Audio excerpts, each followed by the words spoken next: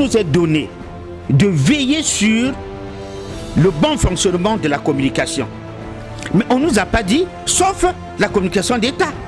Si vous voulez bien que l'on donne ce côté au ministère ou au gouvernement, on aurait pu dire, le Conseil supérieur de la liberté de communication veille sur la communication du secteur privé.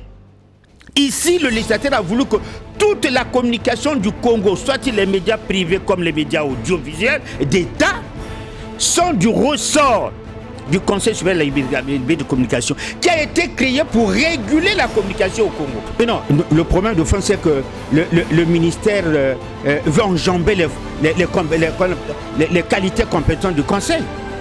Il n'appartient pas au gouvernement de faire obstruction sur les missions du Conseil. Depuis quand la diffamation, l'acte posé par un jeu qui lui coûte une sanction pour avoir animé une émission, relève du ministre, mais relève de la direction générale de l'information qui pense que son journaliste a mal fait. À la rigueur, relève du directeur général qui est le patron de la maison. Mais le ministre, c'est l'administration de tutelle.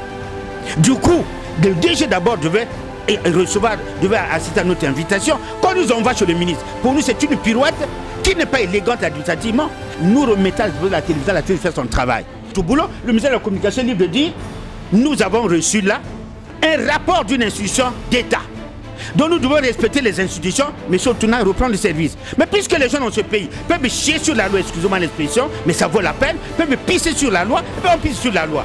Quand un pays ne respecte pas les institutions, c'est un État voyou. Et quand tu n'es pas dit le conseil, ça veut dire quoi? Il faut appliquer ça. Quand je vous ai lu ça là, et moi conseil, je vais me taire, quand je sais que le directeur général de la télévision a violé les principes, quand je sais que le ministre a usurpé les fonctions ne le regardent pas, est-ce qu'il appartient à un ministre de sanctionner ou à un directeur général de sanctionner un agent par simple note verbale, par simple dire bon monsieur reste à la maison? Est-ce que je dois accepter ça? Est-ce que ce que le peuple m'a donné comme loi, est-ce que je ne dois pas l'appliquer? Est-ce qu'il applique ça a été marionnette? Je vous ai lu ça pourquoi? Parce qu'on travaille avec des textes. Du coup, c'est une association de fortune créée par quelqu'un pour l'intention. Et cette association s'adresse à Asie Dominique de Marseille. Vous connaissez mon tempérament, je vais laisser passer ça. J'ai répondu, moi c'est le coup pour coup. Tu tapes le matin, je tape l'après-midi. J'ai répondu, si le pays va mal, parce que ceux qui assument les fonctions ne sont pas sérieux. Et c'est tout. Pourquoi est-ce que nous sommes en crise? Vous voyez le CHU en crise, l'enseignement en crise, le gouvernement en crise. Mais parce qu'il y a des responsables, non? Ces choses ne sont pas gérées par les gens. C'est des États qui sont venus mettre la santé en crise chez nous, l'enseignement en crise chez nous. Chaque département ministériel souffre de ce que les hommes qui les animent ne sont pas compétents. Les télévisions, les radios n'arrivent même pas à nous montrer ces fameux malades pour lesquels Otuna a été suspendu. Évidemment, c'est une forme d'obscurité. On n'a pas dit qu'on ne tient pas compte de la dignité de l'homme. Quand on filme ces gens comme ça, on bande on met un masque, on fout.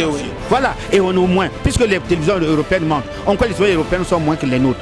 Pourquoi voulez-vous qu'en Europe, on voit les malades, sinon on ne les voit pas? Le journalisme au Congo, il est pratiqué différemment qu'en Europe.